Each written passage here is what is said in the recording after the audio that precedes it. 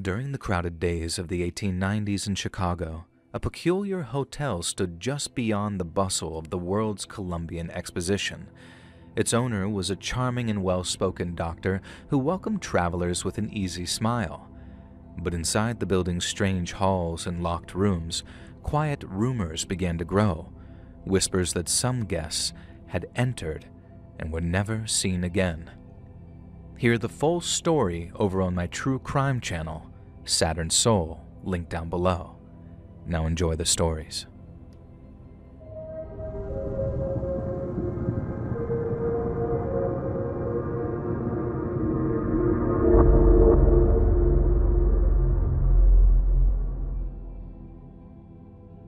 So a little while ago, I was talking with my two teenage granddaughters when the subject of travel came up. One of them suggested that a youthful sense of wanderlust is a relatively new thing, spurred on by cheap flights and Instagram posts depicting influencers in paradise. I agreed with her to an extent. It's easy to develop a thirst for adventure when your feed is filled up with videos of people canoeing between tropical islands or hiking up to Machu Picchu. But I also assured her that wanderlust has existed for as long as people have. I know it's a bit cliched to start giving it the back in my day thing, but it's true. In days of yore, people only needed to look at maps or hear tales of far-off lands to want to board a ship and sail into the unknown. And in my youth, the same was true for me too. My grandkids couldn't believe their sweet old Irish granny had gone off to see the world, especially not all alone. But it was true. And while I told them all kinds of stories from my time in North Africa, the Middle East, and the Indian subcontinent, there was one I saved till they were a little bit older and were of traveling age themselves, because it was one of the most frightening things that I was ever involved with. I left Dublin in 1971 when I was 19. I got a job in London to save some money for the journey ahead, and then used that time to see Buckingham Palace and Big Ben and all of that stuff. From London, I made my way to Paris, where I managed to get a job in a little Irish bar and did the same thing I did in London for a while before moving on to Spain. And Spain was beautiful. All the food was absolutely out of this world, but my original plan was to head to Italy via the south of France. Yet when I got to the Straits of Gibraltar, looked out across the water and saw Morocco just a few miles away, it was like it was calling to me. I could go to Rome and Greece and see all the places I'd seen and read about in history books, or I could head to a place where the people, the food, the music, and the culture were a complete and utter mystery to me. And when I thought of it like that, my mind was made up for me, and off to Morocco I went. I arrived in Tangier after a rough overnight ferry and an even rougher bus ride. I grew up in Dublin, so I thought that I was familiar with the hustle and bustle of a big city, but Tangier made my home city look like a sleepy little village out in the countryside. The second I stepped off the bus at the big central station, there were fellas all around me and the other passengers offering hotels, taxis, hashish, you name it.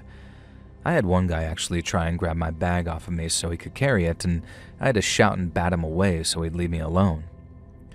I don't think he meant anything by it because some of the other wannabe helpers started laughing at him and poking fun in Arabic, but it made for one heck of an introduction to Morocco, and the intensity level never really dropped.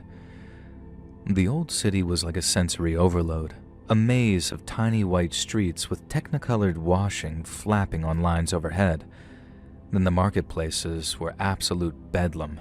Sacks of colorful spices were everywhere with piles of oranges and lemons adding to the medley of all of it. There were all kinds of shiny copper trinkets and jewelry, then rugs so intricately stitched that I just had to pick one up on the way home. And the whole thing was soundtracked by endless haggling, which only stopped when the call to prayer rang out, loud and haunting, over flat rooftops. The smells were amazing too. Everywhere smelled like cumin, cinnamon, and ginger, and in certain places I smelled this very strong, fragrant, but almost oily smell that I later found out was burning hashish. Now, I got a taste for the sweet mint tea that they drink over there, and my favorite spots to drink were this Cafe Baba up on the hill and Cafe Hafa right on the cliff edge. And at night, the square came alive with acrobats, snake charmers, and storytellers, and I'd head out for a whole meal of tagine or couscous, which back then cost less than $1. Then when I was too tired to keep my eyes open anymore, I'd head back to the hostel that I checked into on my first day I arrived, and I'd catch some sleep before doing it all again the next day. My hostel consisted of 2 dorms, 1 male, 1 female, with each having space for about 12 mattresses. You got a little footlocker to lock things in, and there were communal showers and toilet facilities too, but that was about it. It was a place to rest your head. Nothing more, nothing less, but some heads needed more rest than others. It tended to be those who mixed booze and hash that suffered the worst hangovers, and it wasn't uncommon for me to have to rise, shower, and dress in silence so as not to disturb some very cranky partiers. One night, I came home really late myself to find someone passed out under a blue sheet. Now, I reckon that they'd probably had a little too much and needed to sleep it off, but in the morning, they were still there, covered from head to toe in that blue sheet. As I said, I was used to being extra quiet in the mornings, and so I completed my morning routine with all the energy of a dormouse and then headed out to do some more exploring. Now, I had another amazing day in Tangier, but I wanted to get some of the Marrakesh too, so after visiting the bus station to inquire about ticket prices, I went back to the hostel to take a shower and a siesta before the evening. But then, when I arrived, I saw 2 police cars outside. I eyed them curiously on my approach, and then as I walked into the hostel, one of the officers shouted something to me in Arabic. And while I couldn't understand exactly what he was saying, I figured it was more or less translated to halt. Now, I turned around in time to see the hostel's owner across the way, and it looked like he was comforting one of the other girls that had been staying in the dorm with me. His English was really good thanks to all the tourists and backpackers who came through, so after excusing himself from the girl, I think she was Dutch, he rushed over to explain what was going on. There was a lot of drug smuggling going on in Tangier at the time, with backpackers just like me bringing hash back home to make some massive profits. And while people smoking hash was somewhat tolerated by police, they did not like smugglers. So you'd hear stories from backpackers and being stopped, searched, and sometimes even arrested if they had a large amount of hash on them and not enough cash to pay the bribe. Now, I thought it was something like that because it was mostly solo backpackers, and I obviously fit that profile. But then instead of asking to look through my things, the police started asking me questions about where I'd been the previous night. The owner of the hostel was doing all the translating, so it was a bit slow going back and forth, but they kept asking where I'd been and what I'd done. But most of all, they wanted to know if I'd had any interactions with one of my dorm mates, a French girl whose name had sadly slipped my mind. Now, I think it was Melina or Selena or maybe even Celine, but whatever it was, they wanted to know if we'd spoken and what was said. I told them I'd hardly said a word to anyone I was staying with, and there were girls from all over Europe passing through and staying on those beds, so I didn't even know who they were referring to in the first place. One of the police officers then asked how I'd slept that previous night. I was confused, so after telling them that I slept just fine, I asked why that mattered. The same officer asked if I'd noticed anything the next morning, anything at all about my dorm room. And that's when it hit me. And when it hit me all at once. I'd been so programmed for privacy that I didn't see the lump under the blue sheet for what it was. How no one could pass out under a sheet in the Moroccan heat for 9 hours without once getting up to pee or even get a drink of water. Not unless they were dead. I started to panic, realizing that not only had I slept all night with a dead body just feet away from me, but I'd casually showered and dressed without even paying the poor girl a second thought. Then on top of all of that, the police thought I'd killed her. Or at least that's what it felt like when they asked to speak to me down at the police station. It led me away to my car. The hostel's owner was nice enough to come down to the station with me to act as translator, and there I saw a handful of other guests, all sitting on plastic seating in what passed for a kind of waiting room. They didn't put us in cells, although I suppose they could have if they wanted to. They just wanted to ask us some questions, so that's what they did. And I'll be honest, I was distraught when they were asking questions of me. Not so much because I was scared that I'd get the blame for the girl's death, but because I felt so terrible for her. The feeling sorry for myself only lasted a minute or two, then after that I broke for her. They didn't say how she'd been murdered, only that it was a murder. But I suppose from my reaction, they could tell that I wasn't the one who did it. I mean, I was just one of 3 girls who slept near the body that night, but for whatever reason, none of us were considered suspects. None of the guys staying in the hostel got arrested either, and since there were obviously no security cameras, there was no CCTV footage to identify who the girl had been hanging around with before she was killed. The police told us that we couldn't leave the hostel until they'd done some investigating, and us girls asked if there was anywhere else we could sleep. And the owner wouldn't let us sleep in the men's dorm with them, but the guys volunteered to sleep outside in the backyard so that we had somewhere to sleep that wasn't home to a corpse just hours before. A few days later, the police came back and said they'd arrested a suspect, so we were all free to leave Tangier if we wanted to. They wouldn't tell us anything more, only that we weren't suspects. The experience formed a little bond in the group that ended up staying in the hostels after the girl's body was found, and I ended up traveling down to Marrakesh with them. We had a really good time, especially in the daytime when we could do things to distract ourselves. But at night, while we were smoking and drinking, someone would inevitably bring up the girl's murder and things would obviously get quite dark. I still think about that girl sometimes, and being reminded of her through telling my grandkids about her had her on my mind for days and days on end. I told them so they'd know to be careful, so they'd know not everyone out there is just a friend that they haven't met yet.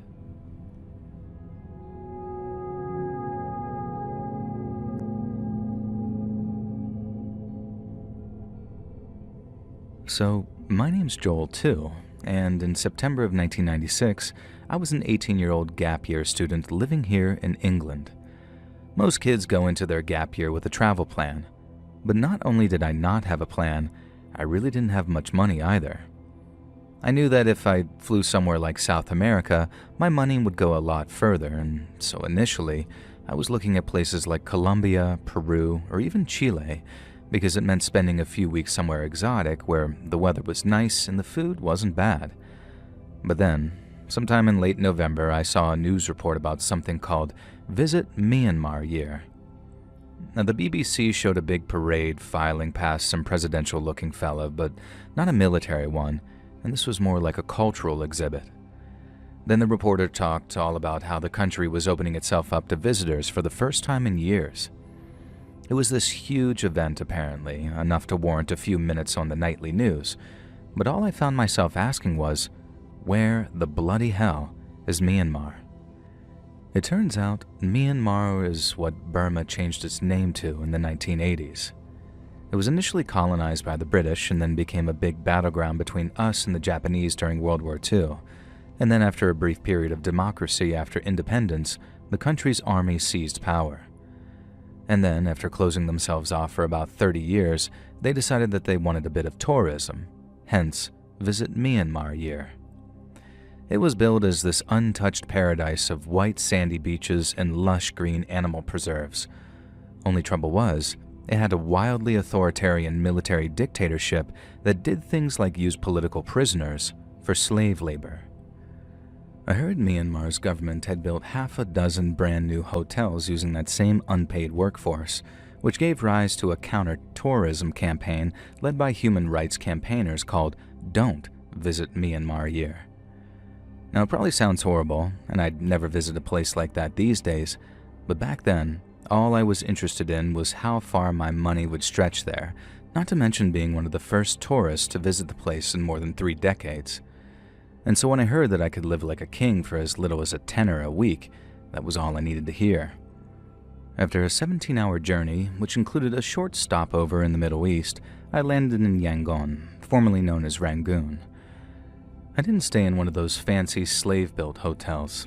Not even 5 stars of luxury could have swayed me into that one, I'm glad to say.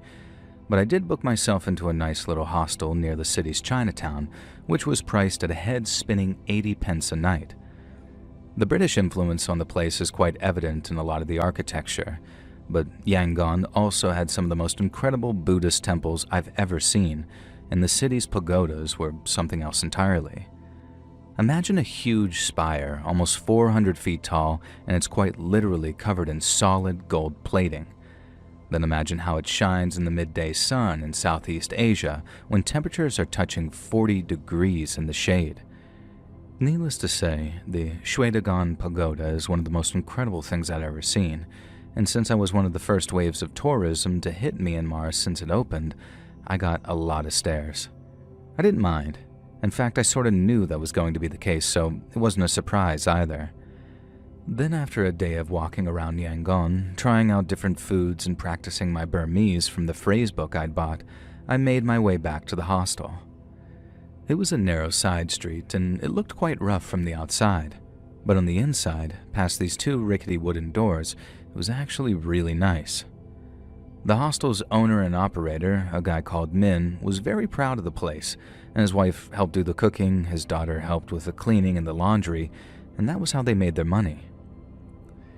Min's English was really good, and he made me laugh when he quite deftly described his hostel as unassuming.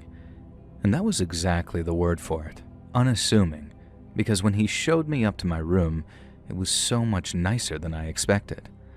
The place was spotless, the bed was small but comfy and clean, and while the toilets and showers were communal on each floor, there was no one else staying on mine, so I had a section all to myself.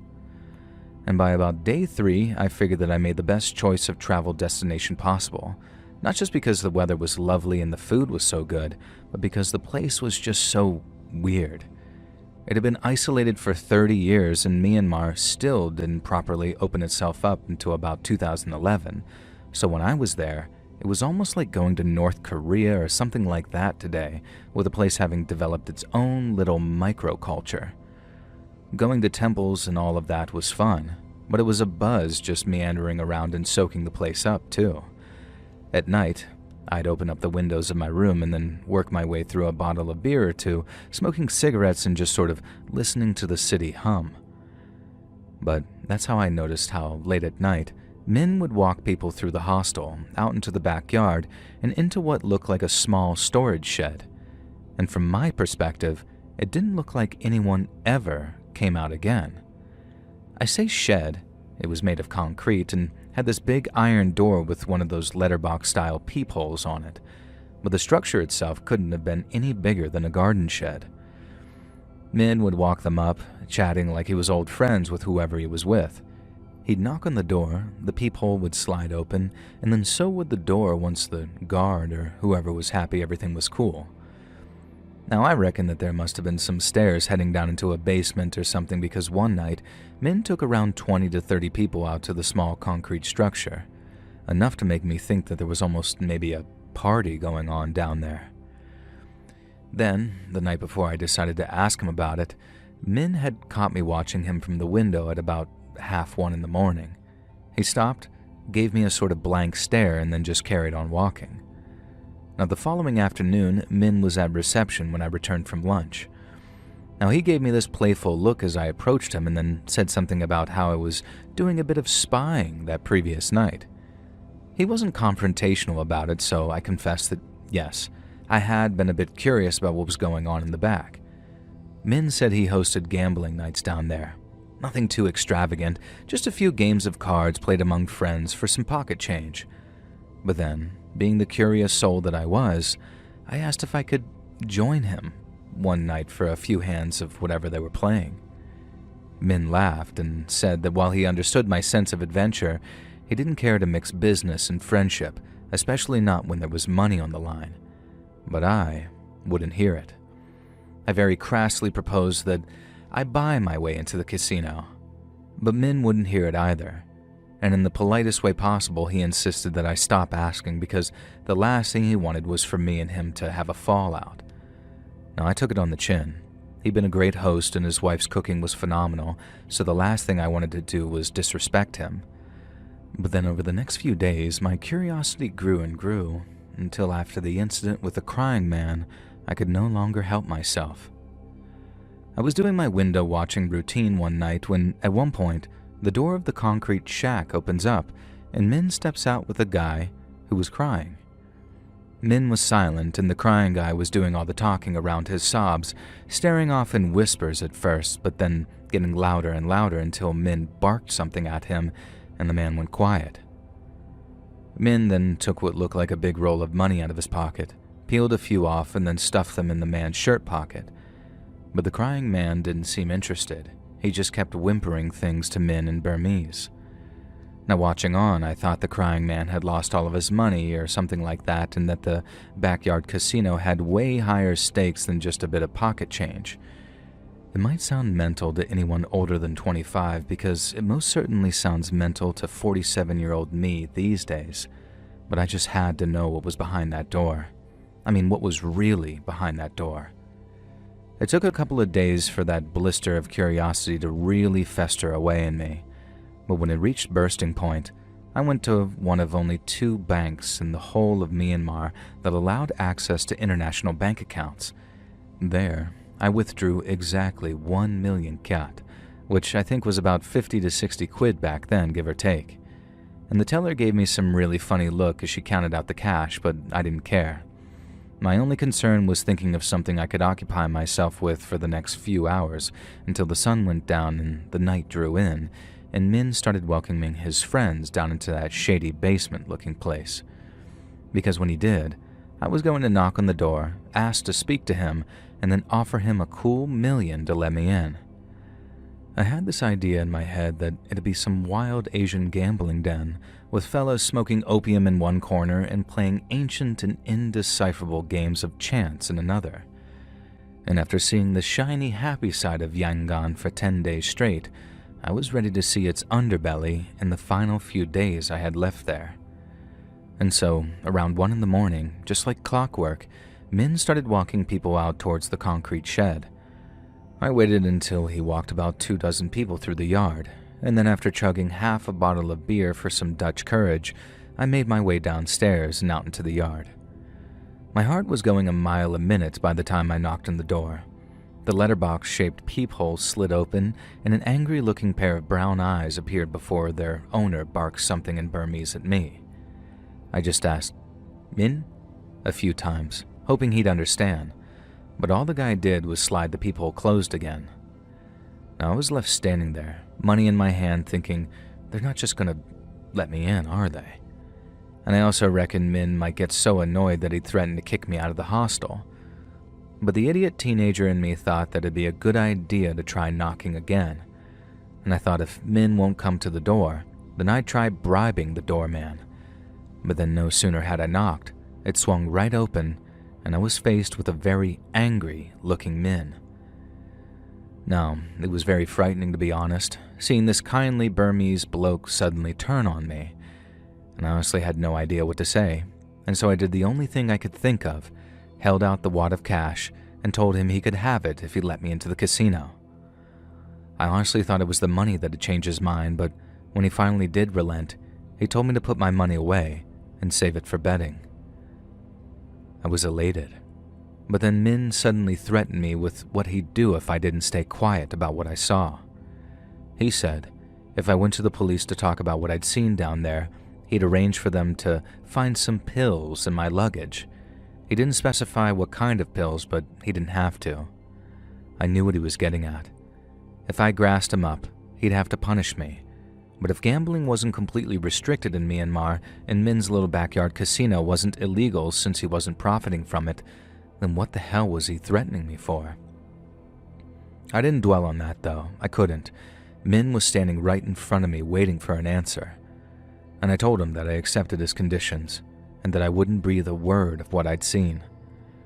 I neglected to mention that I intended on telling everyone once I got back home because, of course, I was going to regale them with the tales of my adventures. I just wouldn't say anything to the Burmese police. But then, in what I consider to be a very delicious twist of irony, it was years before I was able to talk to anyone about what I saw that night. Min gave me this look, like he was weighing up his options and weighing me up a bit too.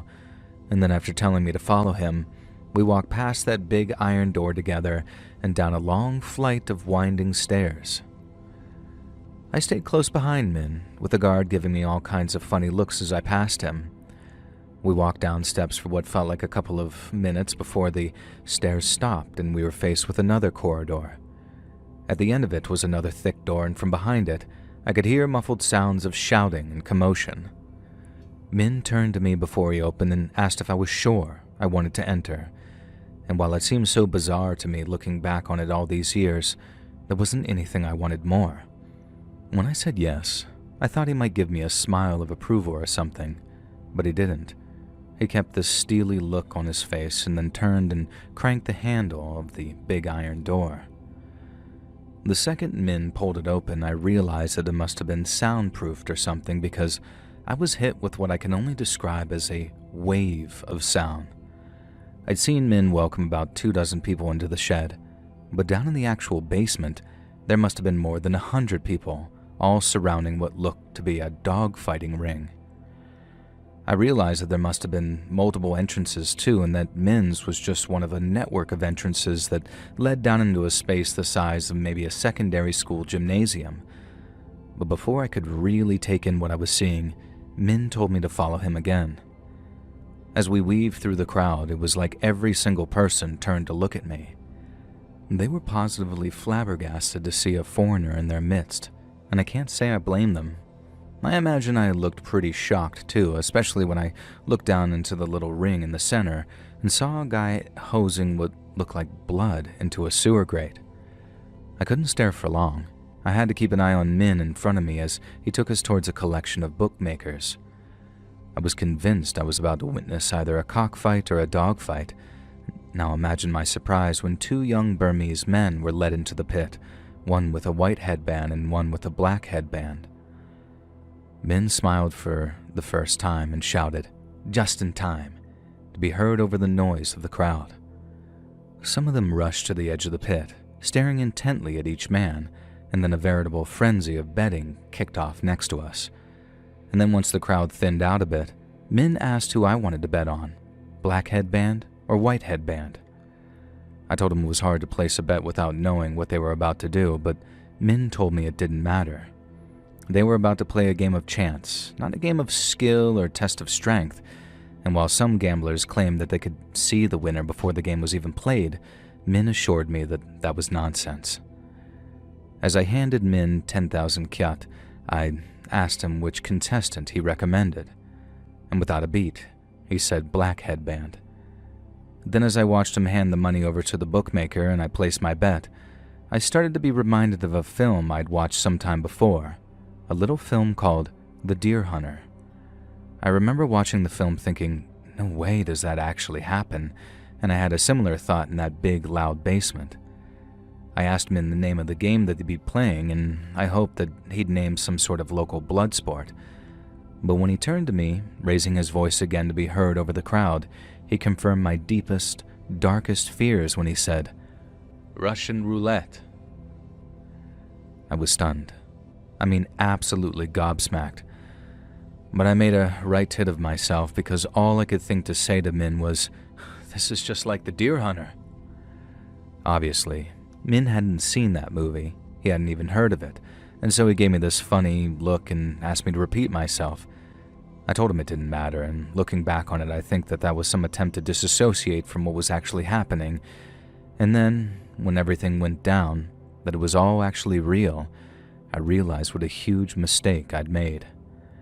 I didn't want to see anyone get their head blown off in front of me, but at the same time I knew that turning to Min and immediately saying, I want to leave, would only make him furious.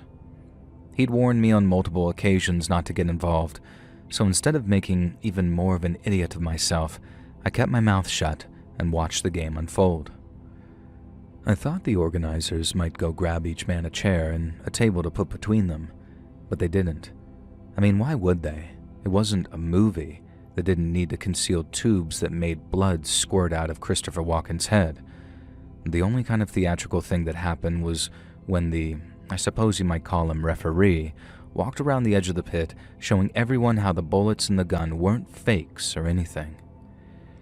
He walked slowly, shouting something in Burmese every so often, and then once he'd completed the full loop, the 2 contestants stepped face to face with one another. The referee shouted something, and then everyone went quiet. He then flipped a coin, before presumably asking one of the contestants heads or tails. They answered, the ref checked the coin, and then after a word from the contestant, the ref handed the revolver to his opposite number, meaning the man in the black headband would pull the trigger first.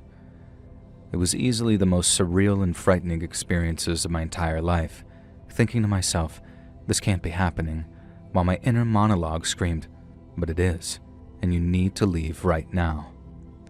But I couldn't. I'd made my bid and now I had to sleep in it. The referee put one bullet in the revolver, and after spinning the cylinder around and around, he slammed it shut and handed it to Black Headband. And then the whole place went from raucous to silence in the time that it took for the young man to raise the gun. I could see him shaking, and then after scrunching his eyes closed, he pulled the trigger. Yet nothing but a dull click was heard. The room erupted, with people cheering or shouting, and men explained how all kinds of bets were made on when or who or if. But the rules were that each man took 5 shots and the cylinder was spun before each and every one. If someone died, they died, but more often than not, they didn't. It wasn't like fictional depictions of Russian roulette I've seen where someone's demise seems like the absolute goal. The crowd were just gambling, albeit in a very high-stakes environment, and the contestants stood to gain a lot too. They could bet on their own survival or their opponent's death. Some even bet on themselves to die, as it meant their family got a bit of money if they did. But I've also no doubt that there were people there who wanted to see someone get their head blown off, and I think Min was one of them. When the man in the white headband put the revolver to his head, the room went quiet again, and then after a second dull click, the cycle repeated itself. The room went crazy, the revolver's cylinder was spun, and then it was handed back to the man with the black headband, but once again, pulling the trigger yielded nothing but a dull click. I actually started to relax a little bit as each man completed his 4th trigger pull without a shot. I'd once been convinced I was about to watch someone die, but just like Min said, it seemed like it was actually kind of a rare event that someone was killed playing with just one bullet. It was still horrifying to witness those guys doing what they were doing. I just didn't feel like I wanted to run anymore. But then, as the man in the black headband was due to take his final shot, it looked like he was hesitating. Both contestants were shaking pretty heavily by trigger pulls 4 and 5. The black headband was shaking like a leaf by his 5th attempt. Now I thought he was psyching himself up to finish the game, but after shaking and scrunching his eyes closed just like he did the first time, his hand dropped away from the side of his head, and he whined something in Burmese that could have been, "I can't." And the crowd went ballistic, not with cheers this time, but with anger. And as the referee began shouting something at Black Headband, 2 bigger guys, who were obviously security of some kind, jumped into the pit to join them. Black Headband put the gun to his temple again, but again he failed to pull the trigger. I started wondering what might happen in this sort of situation, but was quickly provided an answer. The 2 security guards rushed Black Headband, pinning him to the concrete floor. I thought he might try and shoot them as they rushed him, but he didn't.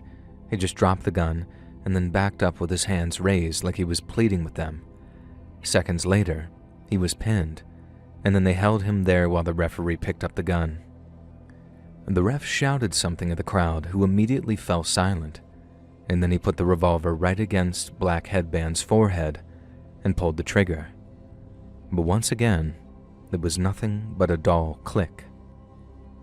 The crowd burst into cheers and laughter that Black Headband had been scared of an empty chamber. Even White Headband was laughing, and he stayed laughing as the referee spun the revolver cylinder one final time before handing it to him. Black Headband was lying on the floor in a puddle of shame, quite literally too, since he actually peed his pants around the time the referee put the gun to his head. Then, White Headband raised the gun, and the crowd fell silent again. He was still chuckling at Black Headband as he pulled the trigger. Then bang! His skull all but disintegrated.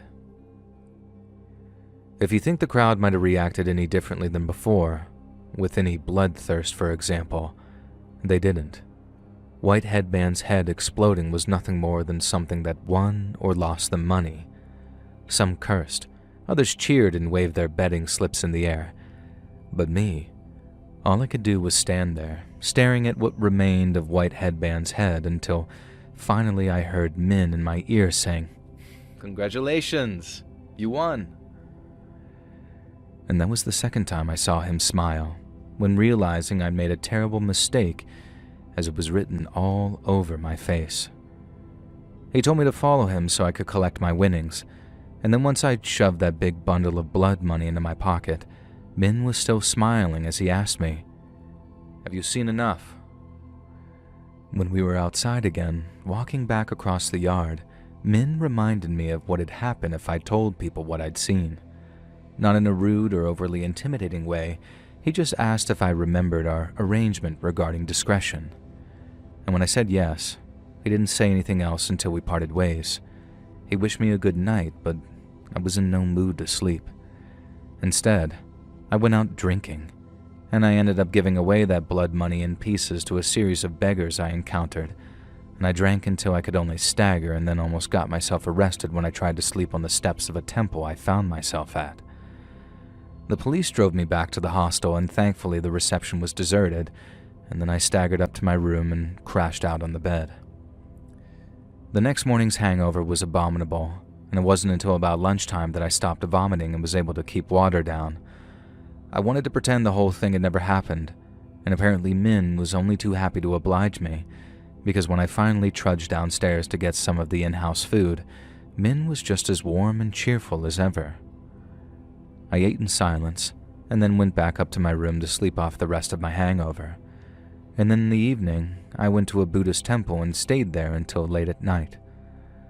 Now, I won't get into everything I meditated over. I'm sure you can all probably guess the kinds of things that I was thinking about, but I'll just say that I realized for the first time in my life just how full of darkness and horror the world really is, and how sheltered I'd been from growing up in the leafy green suburbs of England.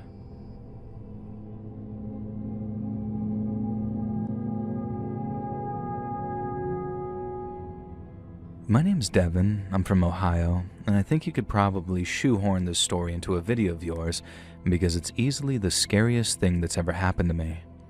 So back in 1999, I decided to do a little traveling before college. The Philippines was beautiful, Vietnam was awesome, and Malaysia turned out to have some of the best food I've ever tried. But it was in Thailand that I got a tip from a fellow backpacker, and that tip was to head to Sri Lanka. Sri Lanka is this little island off the coast of India, and while it has many of the same flavors as its much larger cousin, it got a very different feel, at least out on the coast it does. The capital, it's called Colombo, and it's sort of like a big human filing cabinet in places. Definitely not my scene, but the little coastal towns were almost like paradise. It was all sun, sea, and surf, and then after deciding it was good enough of a place to spend a week or so, I checked into this little beachside hostel, and that's where I met Mika. Mika was from Finland, and Mika was crazy.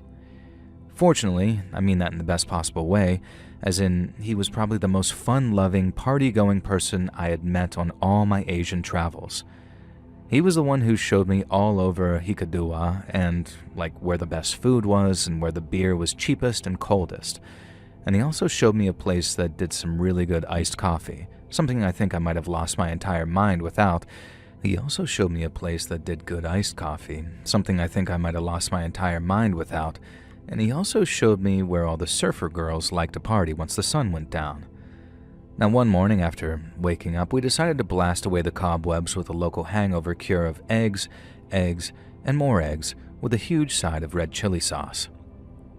And then when we got back to the hostel, there was someone in our room. The hotel was divided up into maybe 5 different communal rooms, and each one had 3 beds. I met Mika because we were sharing a room, and the 3rd bed had been empty, but when we got back from breakfast, someone had taken it. We had to wait a minute before they returned from using the communal showers, and when they did, a giant walked through the doors to, well, I was going to say greet us, but he didn't. This huge, fat-as-hell red-headed dude walked in wearing nothing but a towel and some flip-flops, and he then gave us some blank stare and then started unpacking the rest of his stuff from some roller case. Mika was the first to say, "Hey man, how's it going?" But he did the same thing. He just sort of looked up, gave us both a blank stare, and then went right back to unpacking in a way that wasn't just rude, it was weird. I gave Mika this sort of look when the fat guy's back was turned, as if to say, what the hell is this guy's problem? But then, after a moment it would look like deep thought, Mika asked the guy, "Ruski?" Only then did the guy speak and say, "Da, Ruski," in reply. It turns out the guy was Russian, and since Finland and Russia share a border, Mika knew enough Russian to explain that he spoke a little before asking the guy's name. I mean, I didn't understand what was being said. I just saw that the guy got very defensive before Mika raised his hands as if to say, "Okay, I'll stop." It turns out when he asked the Russian guy his name, he replied with the Russian equivalent of "none of your business." And then Mika basically asked him what his problem was, and the guy told him to back off, and so Mika did, and then recommended we leave. He filled me in as we walked along the beach towards a bar we like to hang out at, and then he laid out our options over some beers. And by that I mean what to do about that Russian guy, since he was clearly probably going to be a problem. Mika said if he was a total a-hole, we could just pack up and move hostels. We'd lose out on the days that we'd already paid for, but everywhere was so cheap that it kinda didn't matter if we just pitched up someplace else. But then Mika also said that since the guy was Russian, there was like a 50% chance that he'd end up being chill as hell once he was drunk and figured out that we didn't actually hate Russians. Now, we figured stay one more night, see if he's cool, and if not, then we'd move on. And then we kept on drinking on the beach till the sun had set and it was time for the real party to start. Now, to cut a long story short, we met up with some British girls, who obviously drank like sailors, and then since both me and Mika ended up hitting it off with the two of them, he slipped away to his girl's hotel room after wishing me some good luck. Now my girl and I can't go to her friend's place because they shared a hotel room, so I invited her back to my hostel hoping that the Russian guy wasn't there. But then right as we're trying to get a tuk-tuk, which is kind of like a motorized rickshaw, the British girl starts projectile vomiting into the street. So not to sound mean, but I knew it was a write-off. And so instead of bringing her back to the hostel, I bought a few bottles of water from a nearby store, both for her to drink and to rinse the vomit a little, and then joined her in the tuk-tuk back to our hotel so I could make sure that she got home safe. It was the right thing to do, so that was cool, I suppose, but the real bonus was knowing that Mika's alone time with his British girl was about to get interrupted. It was a nice night for a walk, so I saved a little money by walking the mile or so back to my hostel.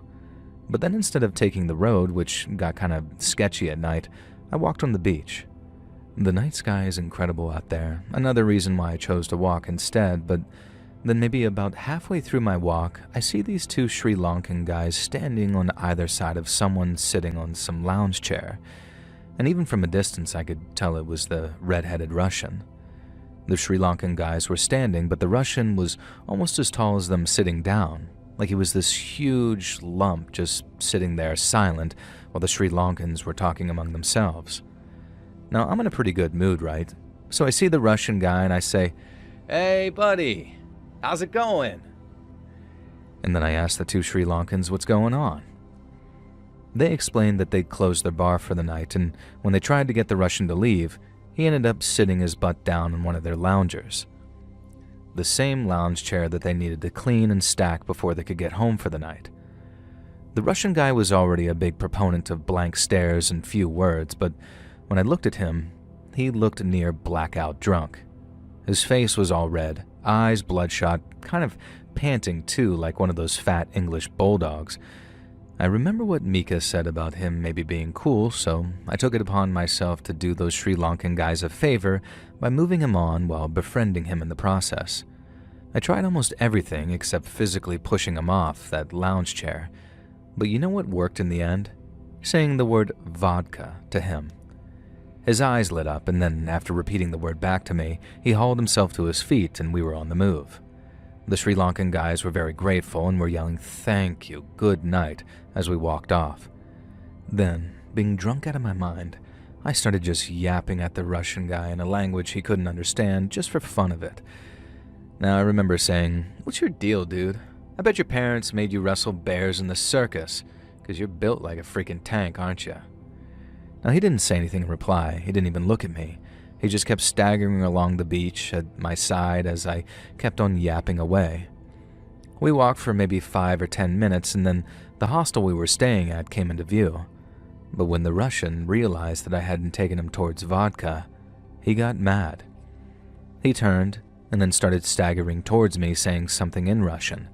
I told him to chill, that we could get some drinks another time, but nothing stopped him. I didn't think he'd do anything, so when he did, I reacted way too slowly and ended up basically wrestling with a dude who was easily 30 to 40% larger than me. And as you can imagine, that didn't go well. He quickly overpowers me, puts me in a headlock, and then starts smashing the top of my skull with his fist. And his punches hurt like a mother effer, and all the while I'm yelling at him to stop and get off of me, but all he does is keep pounding. I was able to slip out of the headlock with a lot of struggling once he'd tired himself out a little, but I was so drunk that when I did, I immediately fell on my ass again, and when I did, that Russian guy was on top of me with his hands around my neck. I don't think I'll ever forget the feeling of terror for as long as I live. The one I felt when I realized that this wasn't some drunken scuffle anymore, and that if I didn't get his hands off me, I was probably going to die. I tried pulling his hands away by the wrists, but that was no good, and then I tried throwing punches up at him, but nothing that landed seemed to have any effect on him. I kept punching and punching, trying and failing to fill my lungs, and then when they started to burn, I thought, Jesus Christ, man, this is it. This is how I die. I remember trying one last thing where I reach up and started trying to gouge his eye, but still, this Russian guy didn't let go of me. But then just as I was starting to get weak and feel my head start to spin, I heard this voice shouting, "Oi!" and this human missile flies in on the Russian and knocks him square off me. I was still rolling around in the sand, trying to catch my breath, as this voice in some heavily Australian English started yelling, "What's wrong with you, you dog?" And then when I rolled over, I saw 2 of his friends join in, and all 3 of them were built like football players. And one of them starts asking me, "Are you alright, mate? Look like a nasty bit of business. Are you 2 mates or what?" I could barely get a word out, but I managed to rasp out a no, as 2 of the Aussies proceeded to pin this Russian to the sand by sitting on him, while the third said he'd go and get the police. I asked if I shouldn't hang around so I could tell the cops what had happened, but they said that they'd sort it, in their words, and then told me to get myself home and showered to get the sand off me. That's when I realized how covered in it I was. How there was sand in my hair, in my mouth, even my nostrils too, and to this day I have next to no idea how it all had gotten there. Now, I have no idea what happened to that Russian, if he was arrested, charged, or deported or anything like that, because after telling Mika one hell of a story when he got back later that night, we ended up moving on down the coast the next afternoon. We just didn't want to risk it, you know. There had been enough bad vibes already, so why risk even more of the off chance the Russian managed to skirt his way out of trouble? And the rest of my trip was fine. In fact, nothing like that has ever happened to me since, but even now I still think about what might have happened if those 3 Aussies didn't show up for me, and I'm just as grateful for them today as I was when they first showed up and saved my life. Hey friends, thanks for listening. Click that notification bell to be alerted of all future narrations. I release new videos every Monday and Thursday at 9 p.m. Eastern Time, and there are super fun live streams on Sundays and Wednesday nights, starting at 7:30 p.m. Hope to see you there, Eastern Time. If you got a story, be sure to submit them over at my email, letsreadsubmissions@gmail.com, and you might even hear your story featured on the next video. And if you want to support me even more, grab early access to all future narrations and bonus content over on Patreon, or click that big join button to hear about the extra perks for members of the channel. And check out the Let's Read podcast, where you can hear all of these stories and big compilations located anywhere you listen to podcasts. I also have a true crime channel called Saturn Soul. New video out now. Go check it out. All links in the description below. Thanks so much, friends. And remember, if not friend, why friend-shaped?